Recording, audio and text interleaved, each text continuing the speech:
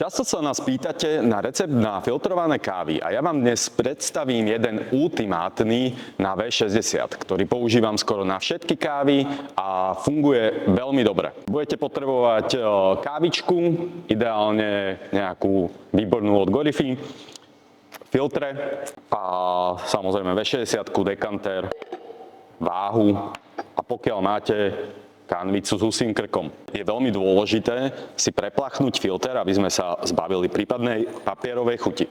Voda je veľmi dôležitá, je to 90% vašej kávy, takže odporúčame ju filtrovať napríklad cez filtračné kanvice. Čiže 20 gramov kávičky nasypeme do premitého filtra. A urobíme do nej takúto jamku kvôli distribúcii vody. Musíme sa veľmi sústrediť na čas, ale zlaté pravidlo filtrovania je, že zhruba 3-4 minútky nalievame po častiach. Čiže na 20 gramov kávy pridávame 240 gramov vody. To znamená, že 4 krát 60 gramov. Veľmi jednoduchý recept. 4 krát pridáte 60 gramov, necháte vždy pretiecť, aby sa ďalšia vrstva nemixovala s tou predošlou. A môžeme teda začať.